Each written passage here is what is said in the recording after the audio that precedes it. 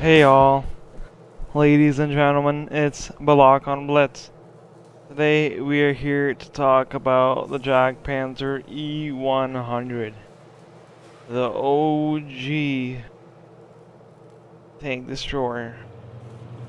Tank destroyer that was before all. The oldie but the goldie, okay? This tank destroyer has 100 and a 17 centimeter cannon, but it's actually 180 millimeters. And its armor 200 millimeters and 120 on the side, and the rear is 150, which makes no sense, kind of speaking, right? But we'll explain the armor later. Seamant is actually kind of fair for the size, a lot better than a Grill 15. Damage per minute is just under 3,000 with running calibrated shells, because you're not going to run gun rammer with this tank. Penetration with Cali is 314 on the AP and 418 on the heat, with 94 millimeters on the HE. Your average damage on the AP is 800, with okay but fair 680 on the high explosive anti-tank, and a crisp 1200 on your high explosive. Aiming time is fair at 5 seconds, and the dispersion is good at 0.285. Your gun depression is 17 degrees and 6 degrees down, but believe it or not, that 6 degrees down on this tank, because the way it is laid out, can actually work more like 8 degrees. Normal left right 12 degrees each way. Top speed is a 30. It's a little slow, but that's okay. And terrain crossing capacity is 4, but it is a super heavy tank destroyer. The armor is right like the E100.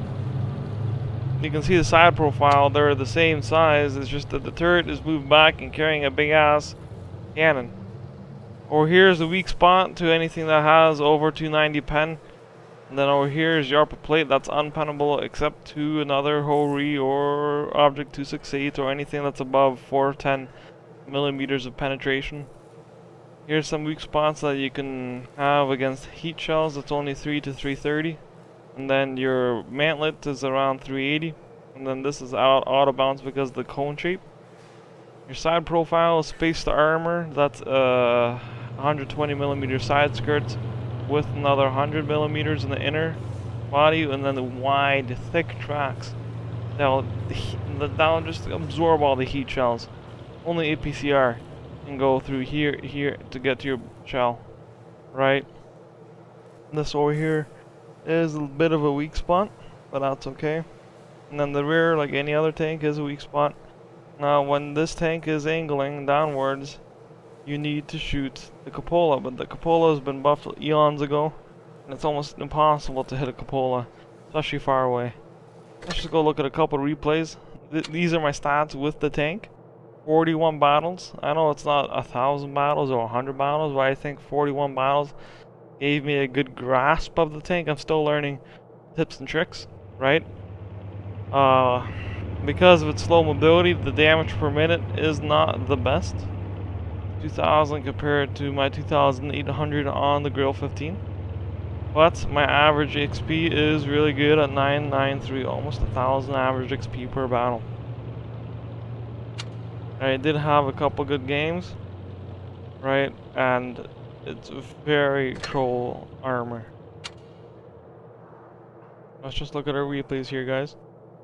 First replay is going to be on Fort Despair.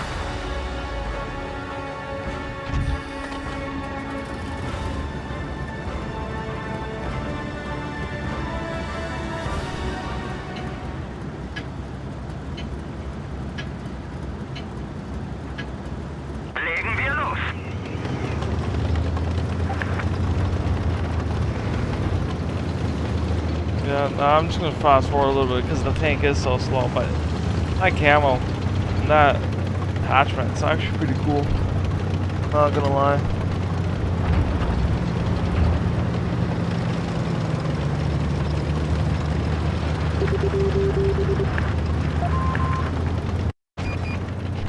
Now, some maps you will have to play like a TD other games, you're gonna have to play like a heavy tank. In this map, I'm gonna play like a heavy tank.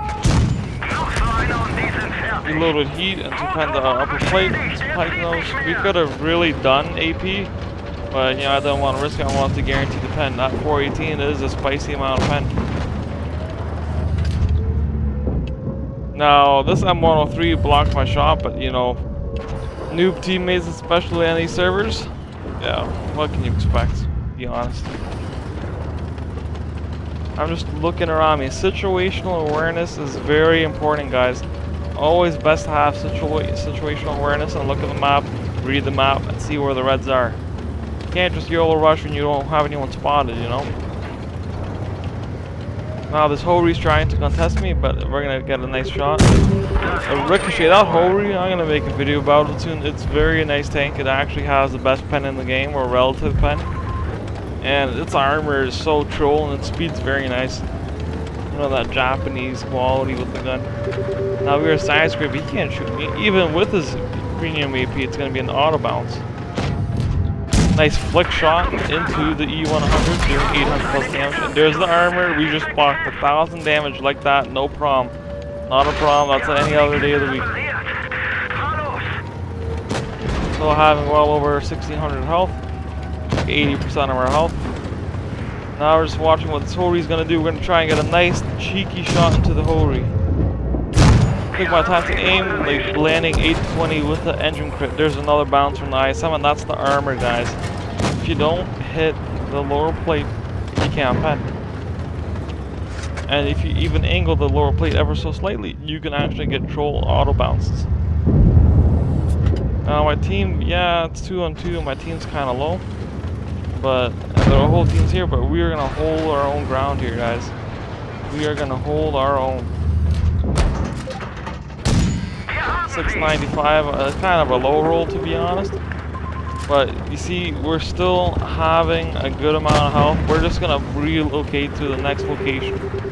Because once you get circled by the tank, it's game over. You know, it's always gonna be game over once you get circled. 767 on the IS-7, now we're sitting at 3,800 damage. Fair game, but it's far from over. It's a 5v3, but my side's completely collapsed. Kampfpanzer is dead. I'm the only one here between the three guys. But we have over 3.8k damage and 2.5k blocked, with a grand total of 6k combined. Now I'm just going to take out the Hori because he is a big threat. I should have loaded HE, but I just wanted to guarantee the kill. Alright, so if you guys are going to say in the comments, oh, noob, should have loaded a AG, just a heat shell to guarantee the damage. Now we're just going to rotate back. This TVP 5051, he's about to die pretty soon. Yep, there we go. And now we're just going to go finish off this M4 Firebird. That tank's a good tank with full armor, but it's only the front. Once you get to the side, it's game over. Boom, there you go. Our final game resulted in 4.7k damage with almost 2.5k blocked. First class for holding the line. Nice credit earner. I was running credit booster though. And a nice carry by the team. This is E3, 46%. Badgers 45. Kampfpanzer was a good player, but that's okay. Our next game, guys, is gonna be on Yukon. Now, Yukon's a very nice map for this tank. You go hold the base on the counter battle, or you hold between BC, you're golden. Just try not to get flanked.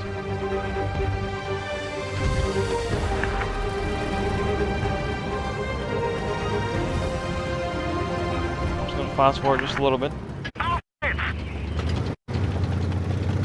And this is where we just get ready. Now, they're pushing for the base really aggressive, but that's their choice. We're just about to get a nice snapshot on this E3.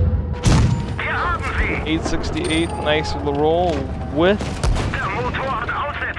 the track. He does a stupid low roll somehow. Okay, but he knocks out my engine. That's why I'm running double repair kits, not engine booster, because this tank doesn't need engine booster because it's already slow. It's an extra 4 kilometers an hour for 15 seconds. Now this is where we get a juicy. This is the HE. Oh, 1300 damage HE. It's the German Death Star, guys. And you don't gotta wait 20 seconds for a reload. And you don't need to have a YOLO RNG gun. This gun's accurate.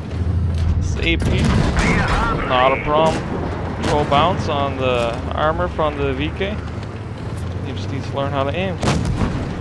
Now I'm gonna try and get some shots in here. I was like, yeah, this is gonna be a nice game, but I see this guy kind of a low roll. We could have wiped him out, but no, 44 health left. I'm not gonna waste a 16-second reload just to take 44 health. I want to grind some damage. I'm gonna farm my damage. I'm gonna be a pantoof, okay? But it is what it is. Now, I don't know what the fuck this guy's doing. This IS-4 screwing me up like that, but that's okay. We're sitting at 4k damage flat. I'm telling you, guys, attack the 1-to-1B, please. I don't want him to look at me. I ignore him, and I get the consequence of him just farming damage right out of him. Nice roll on the VK, doing 4.9k damage, basically 5k damage.